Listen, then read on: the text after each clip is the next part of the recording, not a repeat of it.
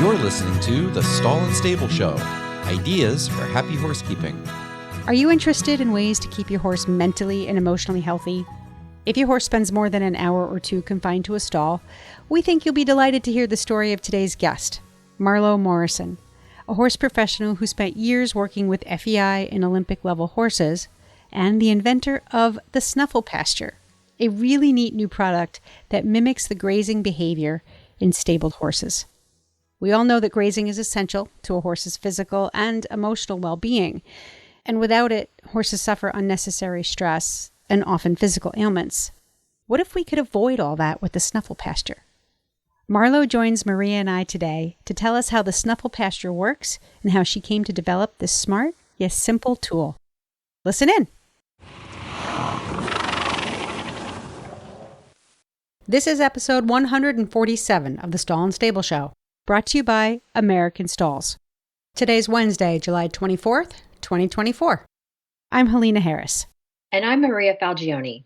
The Stall and Stable Show is made possible with the generous support of our sponsors. Please show them your support by learning more about what they do. You can find details at stallandstable.com/support. Horse stall equipment is one of the largest investments that you'll make for your horse's safety and comfort. This is why American Stalls focuses on equipment that fits more than just the inside of your barn. Their mission is to design products that fit your farm, your design goals, and your lifestyle. And it all has to stand the test of time.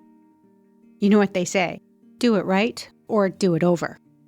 Well, no one in the horse world has the time or the money to do things over.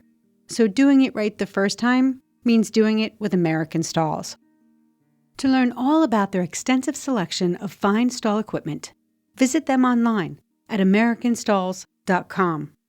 Or follow them on Facebook and Instagram, where you'll find lots of great photos of their products. Hi, Maria. Hi, how are you? I'm good. I'm busy. Crazy. And Yeah.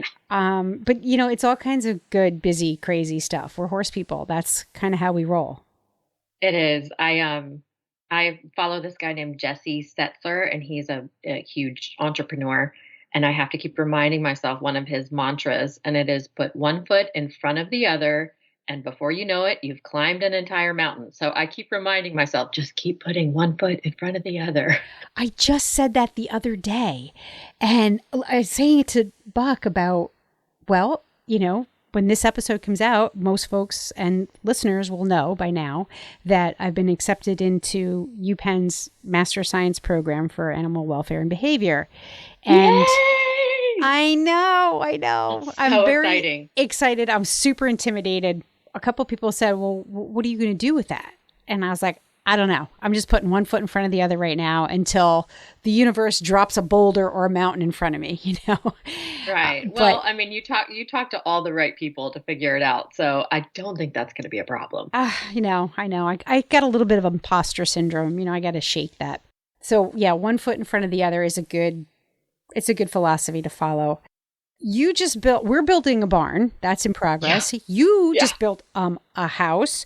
You guys are setting up for pasture. But the best part is that you just built a pool. I got a pool and I didn't even have to blow it up. That's kind of been a dream of yours, hasn't it? Oh, my whole life I've wanted a swimming pool. And one summer in college, one of my girlfriends, Renee Green, I'm talking to you, we got a blow up baby pool and stuck it in the backyard. And we had like the best summer of our entire lives. We would invite people over for pool parties. In your rubber blow up pool? Yeah, they would be so disappointed when they showed up with like their towels and everything. We called a pool cleaning company for an estimate. We would order delivery food and be like, we'll be in back in the pool. You can just bring it around back. Oh my God.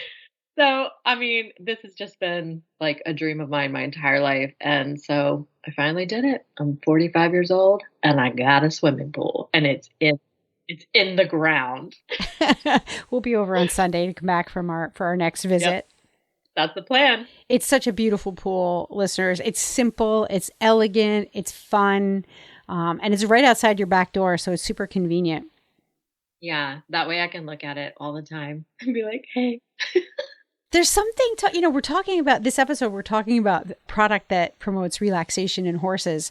I don't know what it is about water, Yeah. especially sparkling, shimmering water that makes me feel relaxed. I think when you and I first met, you're like, water. I don't care where it is. I have to Yeah. be in water. Yeah. I'm like, oh, you are my spirit animal. Like, just if it's shimmering and clear. Yeah, I mean, I did like a night scuba dive in Lake Murray one time, and that was a little hairy. I was freaked out. That was not my thing. Not ideal. Hell no. So a pool is like perfect, and I'm happy for you. I'm really, really happy for you. What's next on the agenda? You got the house done. You've got the pool. Well, we have land cleared, and my husband planted grass seed yesterday. So he planted the pastures yesterday. What did you plant? Bermuda, I think. Okay. Yeah. I'm pretty sure that's what he was back and forth over all these things, and hemming and hawing and talking to all these experts and all this stuff. And I think what he finally ended up with was Bermuda. So when he planted it, there was rain on the forecast, and now that forecast has changed. So now we pray for rain.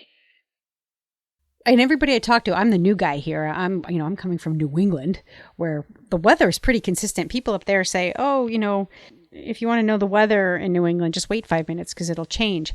That is true here in South Carolina.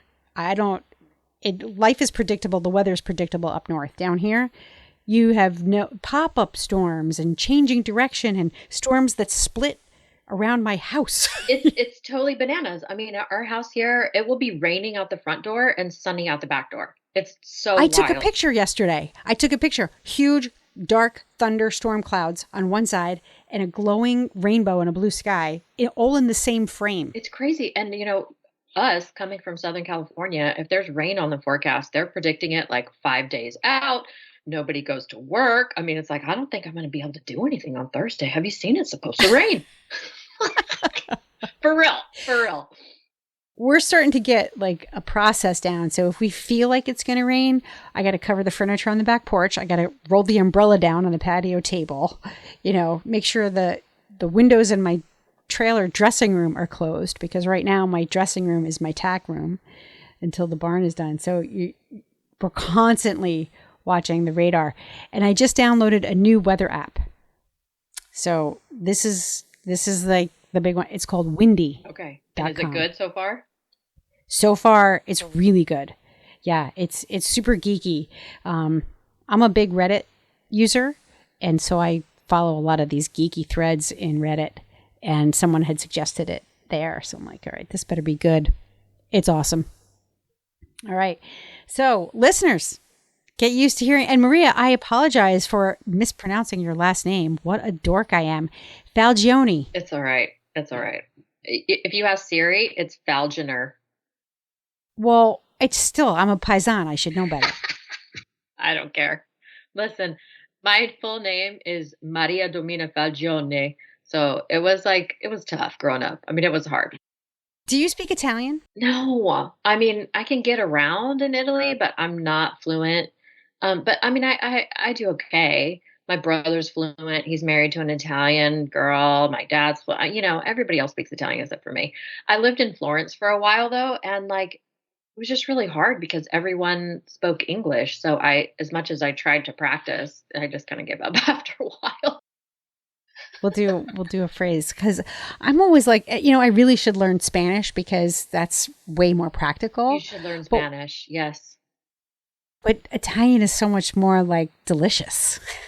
All right. Anyway, off on the tangent, Helena goes. So let me introduce everybody to today's guest. It's Marlow Morrison. She has been a longtime professional equestrian. She's worked at the highest levels in our sport. She's now an independent trainer working with private clients, private properties. She has also been introduced to a new way of training using positive reinforcement. We have both worked extensively with Shauna Karish, and that is how I came to learn about Marlow. And I think you're going to be really interested to hear about this product that she invented called the Snuffle Pasture, which is designed specifically to mimic grazing behavior in stabled horses or horses who can't be out grazing. When Shauna first pointed me to this thing, I thought that's brilliant. But then in talking with Marlow, I realized just how brilliant and useful this little thing can be. So we're going to hear today from Marlow how she came to this place and how she developed the Snuffle Pasture. So let's welcome Marlow Morrison to the show. Hi, Marlow, and welcome to the Stall and Stable Show. Hi, thanks for having me today. I first heard about, you and the Snuffle Pasture from my good friend, Shauna Karish, who is a legend in coming up with new ways to help horses work with humans in a compassionate and thoughtful way. How do you know Shauna? So I worked with Shauna years ago at a barn. I worked with her horses specifically. I did a lot of grooming for her. Even at the time I was in traditional training, I started to really see some magic going on, some points that the traditional training has great aspects to it. There were things about positive reinforcement that she was doing that I couldn't access. When you said you saw Shauna seeing great results with positive reinforcement, can you give us a little example of that? Sure. So some of the things that I use in my own training program that really it was almost everything was taught to me by Shauna. And one of the things that we do a lot of is we do use food reward. There are secondary reinforcers that happen. And I have learned when Shauna talks a lot about how it's not always all about the food. You kind of get over this hump where it's not about the food.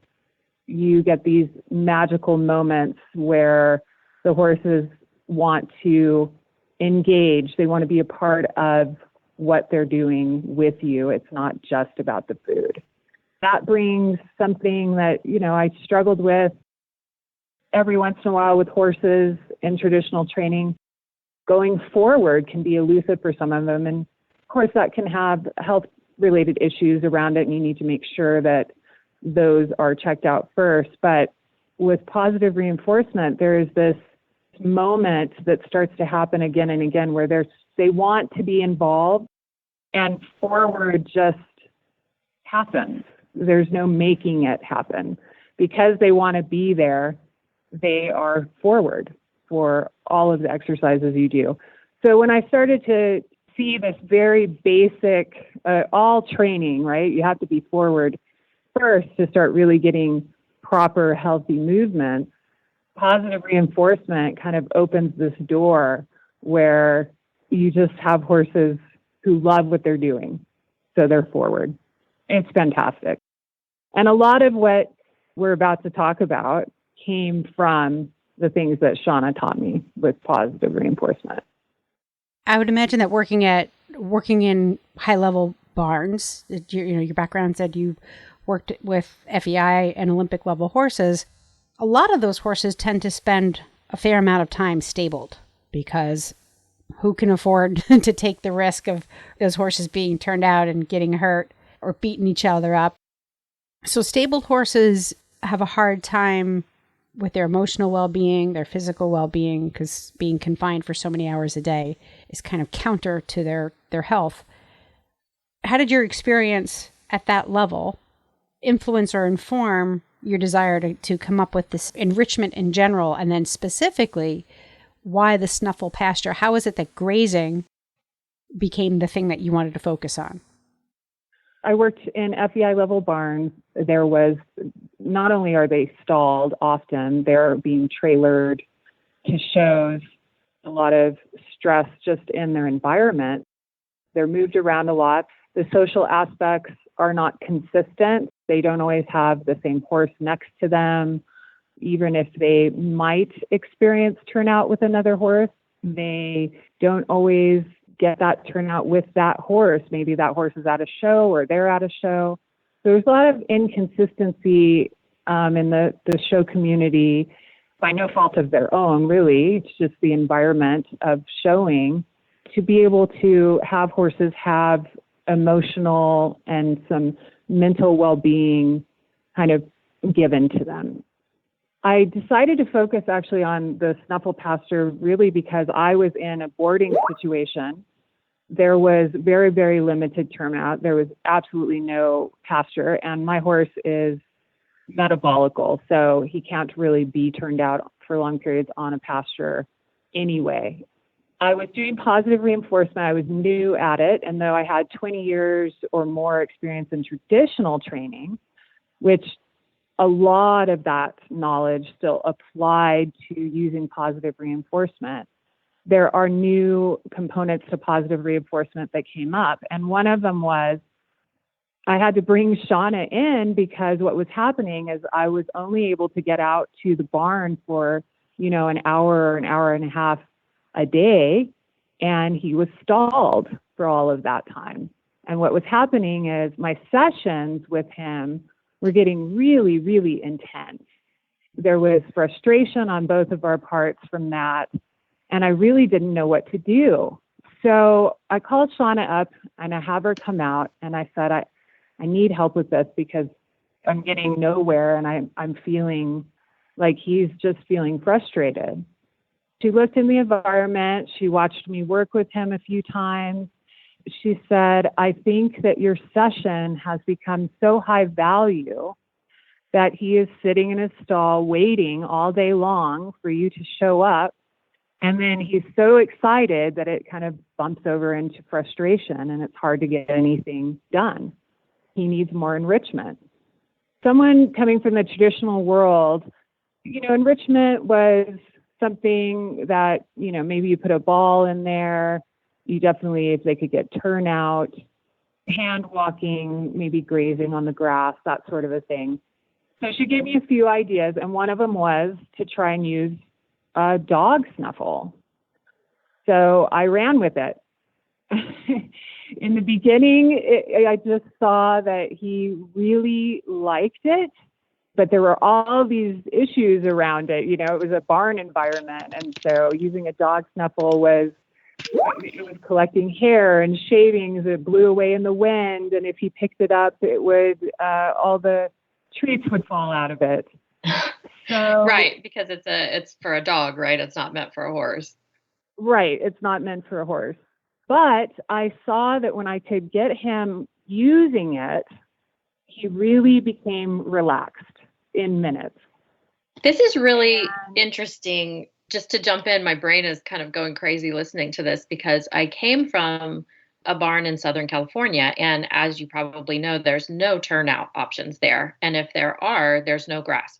So in that situation, I was bringing a lot of young thoroughbreds off the racetrack and had to wait for the arena to not be in use to be able to turn my horse out for like an hour. And while he or she, whoever I had at the time, while the horse is out, they're not doing anything. They're just like rolling around in the sand. They're standing in the sun.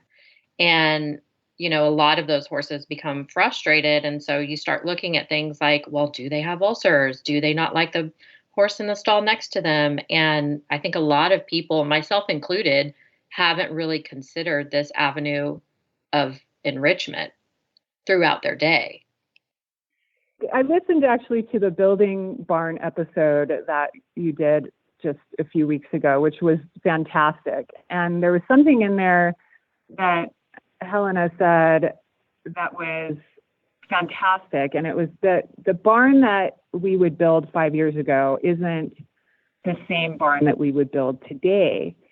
The needs of the horse are the same, but because we have new science and materials, we are looking at meeting the horse's needs differently. I see enrichment really as almost updating our horsemanship.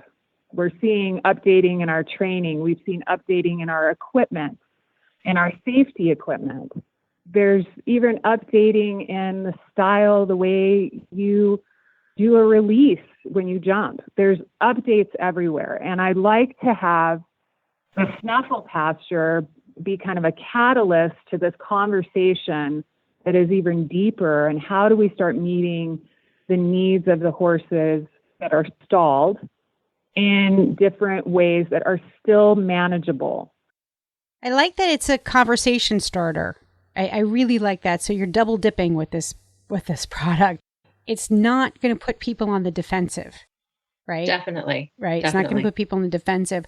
Marlow, can you tell us exactly how the Snuffle Pasture works?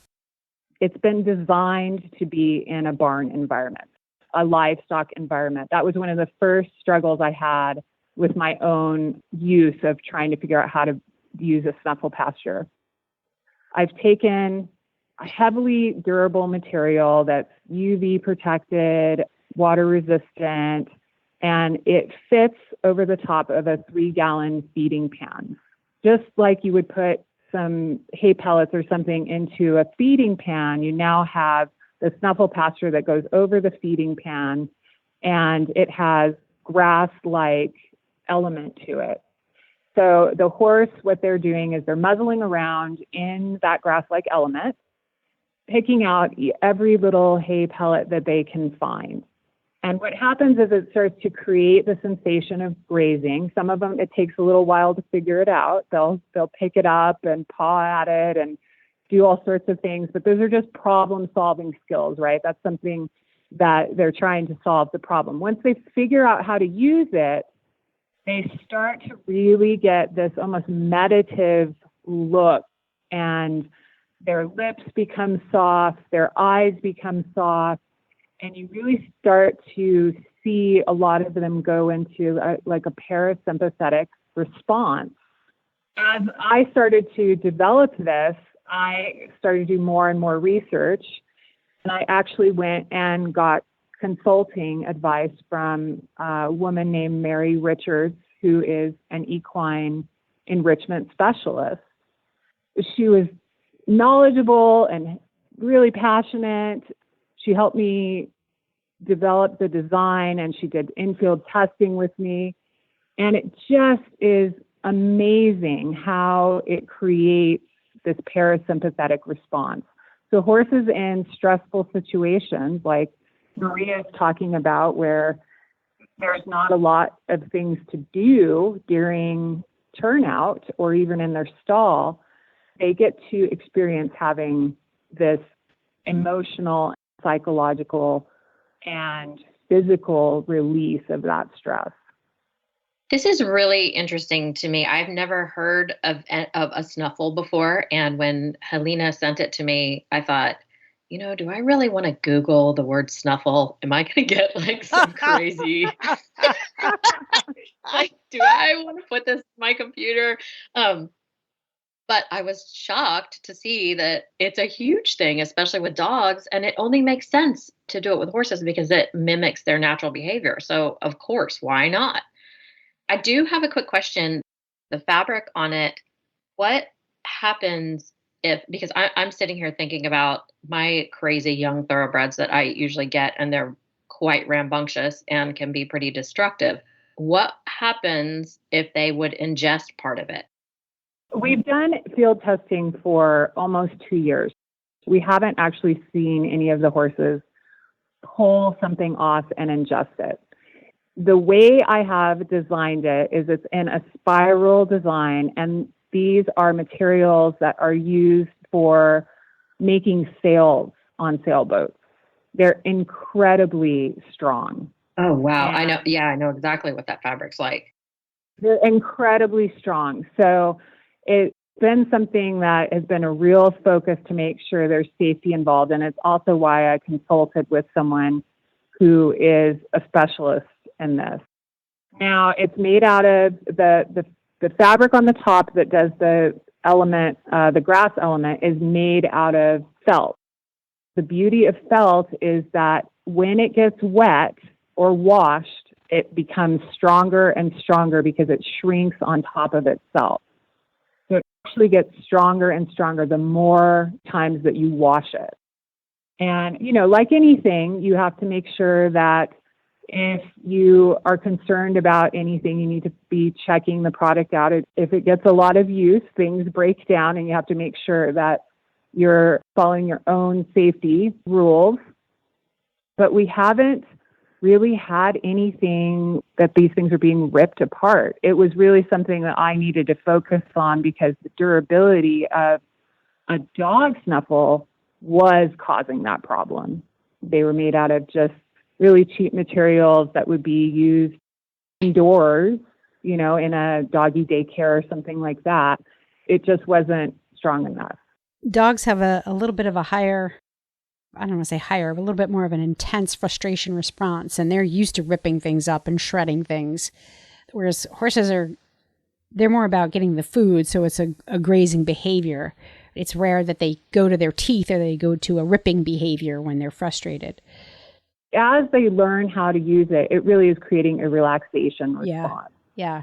So, dogs, you're right. Dogs as dogs, that is actually one of their behaviors, to chew and rip and do all of these sorts of behaviors around. That's a natural behavior for them. So, of course, that's something that they would want to do. But I did actually have a few people with rambunctious dogs test it for me. And one tester actually told me, well, my dog chewed up the rubber bend, but the Snuffle Pasture is fine. That's a great endorsement. Yeah. So 2 years of research, testing of all kinds. I'd imagine that you use it in your own horses or with your own horses. Yes, all of that. I have started to use it in training, actually. Shauna is famous for doing the jackpot. It is a skill that I've learned to incorporate into my training work. Something that I love about it is that instead of just a pan that you can throw the jackpot in, which is actually one of the things I was having a problem with, my horse even if I left apples and carrots in there, he would leave the apples and carrots to come back to the training session and do more. I couldn't get him to jackpot. So the Snuffle Pasture added this secondary reinforcer of the sensation of grazing. It wasn't just a gobble, gobble, gobble, I'm going to go back for more in my session. When I started using the Snuffle Pasture as my jackpot, I started to be able to get duration because he would have these moments between sessions that would bring down any type of frustration or excitement, which can happen during learning. That's actually really, really, really, really interesting. It's kind of like the cool down after you've had a workout, Yes. or the meditative moment when you're in a yoga class and your yogi's like, okay, palms down or palms up. And so it's that super relaxation, stress relieving moment, which becomes a behavior reinforcer. So for listeners who don't know, the jackpot that Marlow's talking about is, in scientific terms, it's called a magnitude reinforcer. It's the big, here you go, eat all you want. It's a huge amount of whatever the reward is. In most cases, it's food. You're putting a jackpot full of delicious treats for them. So to use this sort of stress relieving toy as a magnitude reinforcer is awesome. I love this. I'm so glad. I'm having a blast with it, and all I want to do is share it with people. I mean, well, you think about what you think about people. I'm an emotional eater, right? So when I get stressed or anxious, I'm like, give me something crunchy. And everyone's like, here, eat carrots. And I'm like, screw the carrots. Give me some crackers. Give me something really, really delicious. And carrots. Right. Really? Yeah. Carrots? As if. So I'm crunching, I'm chewing, and my parasympathetic system is now activated. I'm getting relief from stress because I'm chewing, I'm eating. But, wouldn't it be nice to not be reliant on food for that stress relief? And here we have the Snuffle Pasture that actually gets it done. It still uses food underneath there, but it's creating relaxation through mimicking the grazing process. Brilliant, Marlow. Brilliant. Well, thank you so much. I really always say that it was my horse, Luca, that invented it. I'm the one with the opposable thumb. So I just listened to what he was telling me. The thing that is great, too, is I've now had 2 veterinarians become interested in it. And I already have one veterinarian that is referring it to clients for horses that are on stall rest. He was blown away. He said it was just revolutionary for him to be able to give a client something for the horse's mental health. Cool. There's just a lot of things that keep unfolding. This wasn't something that I set out to invent or even market. I was just trying to solve my own problems with my horse and move forward. And I'm just so excited to be able to bring something like this possibly to other horses that don't have a lot of access to pasture or grazing. It's not the same as just providing hay. So I have many videos of horses that have piles of hay free-fed to them, and they will be over on the snuffle, just snuffling away. It brings a sensation. There's a sensation of grazing there that doesn't happen with just free-fed hay. So that was also something that was really interesting to see. Well, where can our listeners find out more about the Snuffle Pasture and if they want to get one for their horse? I have an online store. You can go to thesnufflepasture.com. We also have a Facebook page. You can just look up the Snuffle Pasture. And you're welcome to email me at marlow@thesnufflepasture.com. That's MARLOW. I'd love to hear anybody have any questions or interest in it or anything. I just feel like I'm ready to share it and see horses have some well-being in their life through grazing. Great. And I'll be sure to post links to the Snuffle Pasture, the website, and where you can get in touch with Marlow. If you do have questions, we'll put those in the Stall and Stable show notes.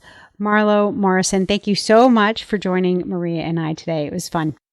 Thank you. It was really fun. I had a great time. Pretty interesting stuff. Man, this is something I truly had not even considered before today. I mean, Jolly Balls are great, but my horses are like, what is that? What? That's not fun. Yeah, and I mean, half of the horses are afraid of them, and then they get bored after a while, and then, you can buy those like Uncle Jimmy's hanging balls, but every horse I've ever had totally annihilates those in 10 minutes, and then they're covered in molasses and goo and flies. It's just a great idea. It's a great idea. It's still, food is definitely a primary reinforcer for horses. So we can't get away from using things that are food oriented in their stalls, those boredom busters. So I like this. It's especially for metabolic horses or chunky horses, because I got 2 of those. I think this is really, really cool stuff. Listening to her speak about it, it just sent me down the rabbit hole of thinking of all the places that I've lived and all the metropolitan places that I've lived and how there's no turnout. These horses that live in cities or are on the road and showing all the time. Yeah, duh. Of course, this is a great idea. Yeah, we're not going to get away from that. I used to think like an idiot. Oh, everybody needs to find a way to turn their horses out and graze in pasture. And that's just not practical. It is not feasible, especially for horses who are on the road and competing. Or, some people want to keep their horses at home, but they can't afford a place that has a lot of pasture. Or they board them. And let's face it, boarding barns don't have a lot of space.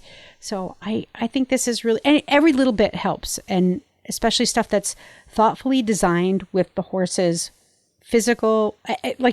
The thing I love the best about this conversation was that she said it's a conversation starter. Yes. The product is a conversation starter. It just opens that door to a different way of thinking. Yep. Without putting anybody on the defensive. Mm-hmm. So, all right. Well, like I said, listeners, for more information about the Snuffle Pasture, go to stallandstable.com, look up episode 146 show notes, and you will find pictures and links and video clips, and you can see how this works. If you found this episode interesting or helpful, I hope you will share it with a friend or in your favorite social media group. The easier we can make horsekeeping, the happier more horses can be. Many thanks once again to this week's sponsor, American Stalls. You can find them at americanstalls.com. And that's going to be a wrap for this episode. I hope you enjoyed it.